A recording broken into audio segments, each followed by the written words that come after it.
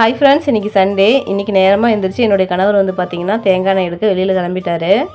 School போகிற டைமெல்லாம் இவங்களுக்கு எங்கேருந்து தான் அந்த தூக்கம் வருமோ தெரியல. ஆனால் அதுக்கு ஆப்போசிட்டாக ஸ்கூல் லீவ் விட்டால் அன்னைக்கு மட்டும் வழக்கத்துக்கு மாற 5 மணிக்கு எழுந்திரிச்சிடுவாங்க. இந்த மாதிரி தாங்க இன்றைக்கி நான் கொஞ்சம் லேட்டாக எழுந்திரிக்கலாம்னு நினச்சிட்டு இருந்தேன். ஆனால் என்னுடைய குழந்தைங்க நேரமாக எழுந்திரிச்சு என்னையும் எழுப்பி விட்டுட்டாங்க. இன்றைக்கி சண்டே தான், ஆனால் நான்வெஜ் எதுவும் இல்லைங்க, வெஜ்ஜு தான். நம்ம தோட்டத்தில் இருக்கிற வெண்டைக்காய் செடியில் 2-3 வெண்டைக்காய் இருந்துச்சு, அதை பறிச்சுட்டு வந்துட்டேன். வீட்லேயும் கொஞ்சம் வெண்டைக்காய் இருந்துச்சு, சரி அதை பறித்து போட்டு இன்றைக்கி சாம்பார் வைக்கலான்னு சொல்லிட்டு சாம்பார் வச்சுட்டாங்க. எங்கள் மாமனார் வந்து பார்த்திங்கன்னா இன்றைக்கி பௌர்ணமி அப்படிங்கிறதுனால திருவண்ணாமலை கோயிலுக்கு வந்துட்டு கிளம்பியிருந்தார். அதனால் இன்றைக்கி வந்து நான்வெஜ் எதுவும் எடுக்கலைங்க. சரி, நான்வெஜ் தான் சமைச்சு தர முடியல, இன்றைக்கி ஏதாவது ஸ்வீட் செஞ்சு தரலான்னு சொல்லிட்டு இன்றைக்கி பாசிப்பருப்பு பாயசம் செஞ்சு கொடுத்துருந்தேன். பாசிப்பருப்பும் சவரிசியும் வேக வச்சுட்டு இனிப்புக்காக இன்றைக்கி உருண்டை வெல்லம் எடுத்துக்கிட்டேன். தேங்காய் நல்லா மிக்சியில் அரைச்சி ஊற்றிக்கிட்டேங்க. அது கூட வந்து பார்த்திங்கன்னா முந்திரி, ஏலக்காய், திராட்சைன்னு போட்டு நல்லா சூப்பராக டேஸ்ட்டாக பாசிப்பருப்பு பாயசம் ரெடி பண்ணியாச்சு.